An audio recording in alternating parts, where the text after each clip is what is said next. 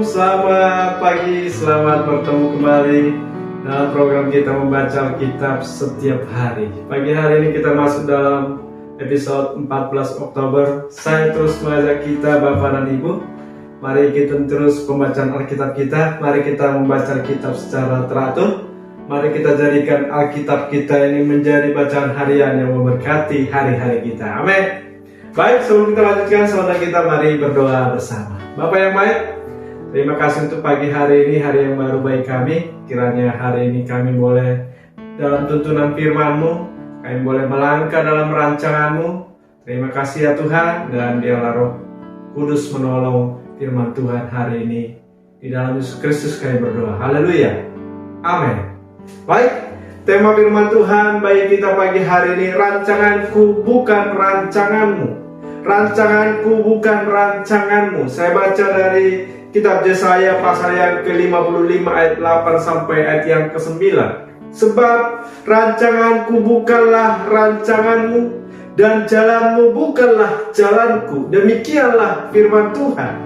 Seperti tingginya langit dan bumi, demikianlah tingginya jalanku dari jalanmu, dan rancanganku dan rancanganmu.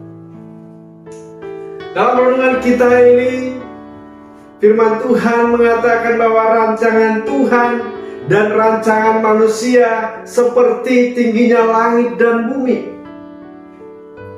Rancangan manusia hanyalah menyangkut perkara-perkara yang di bumi,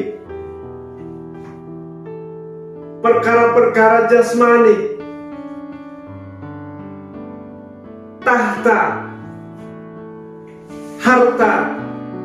Itulah yang dipikirkan oleh manusia. Tetapi rancangan Tuhan, pikiran Tuhan, jalan Tuhan adalah perkara-perkara yang di atas, perkara-perkara kerajaan Allah, perkara-perkara surga. Amin.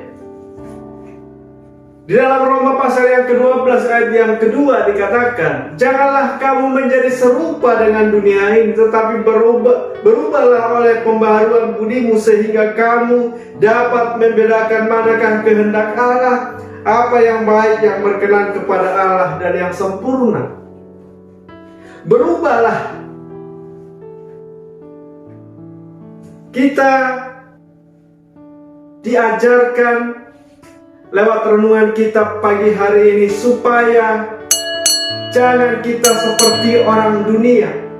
Di dalam Roma pasal yang ke-12 ini, di ayat yang pertama dikatakan, karena itu saudara-saudara, demi kemurahan Allah, aku menasihatkan kamu supaya kamu mempersembahkan tubuhmu sebagai persembahan yang hidup, yang kudus dan berkenan kepada Allah. Itu adalah ibadahmu yang sejati. Supaya kamu mempersembahkan tubuhmu sebagai persembahan. Zaman dulu, zaman Israel, mereka mempersembahkan binatang atau domba sebagai pengganti tubuh mereka. Namun dalam ayat ini dikatakan, persembahkanlah tubuhmu. Artinya apa, saudara? Tubuh kita ini harus sudah mati terhadap dosa. Dan kiranya tubuh kita menjadi rumah Roh Kudus. Kita menjadi manusia yang telah dibaharui, sehingga rancangan kita, jalan kita, bisa sejalan dengan jalan Tuhan, bisa sejalan dengan rancangan Tuhan. Di dalam Yesaya pasal yang ke-55 ini, di ayat yang ke-7 dikatakan, baiklah orang fasik meninggalkan jalannya, dan orang jahat meninggalkan rancangannya. Baiklah ia kembali kepada Tuhan, maka Dia akan mengasihinya, dan kepada Allah kita, sebab Ia memberi pengampunan dengan limpahnya. Hanya orang yang telah dibaharui, hanya orang yang telah lahir baru, yang dapat membedakan manakah kehendak Allah, apa yang baik, apa yang berkenan kepada Allah. Maka itu saudara, kita bisa sejalan dengan apa yang menjadi rancangan Tuhan. Kolose pasal yang ketiga ayat 1 sampai yang keempat. Karena itu, kalau kamu dibangkitkan bersama dengan Kristus, Carilah perkara yang di atas, di mana Kristus ada, duduk di sebelah kanan Allah. Pikirkanlah perkara yang di atas, bukan yang di bumi. Sebab kamu telah mati dan hidupmu tersembunyi bersama dengan Kristus di dalam Allah. Apabila Kristus yang adalah hidup kita menyatakan diri kelak, kamu pun akan menyatakan diri bersama dengan Dia dalam kemuliaan. Bapak Ibu yang dikasihi Tuhan, renungan kita pagi hari ini mengajarkan kita supaya kita ini mempersembahkan tubuh kita sebagai persembahan yang hidup. Mempersembahkan tubuh kita ini menjadi persembahan yang kudus, yang dipisahkan dari dunia ini.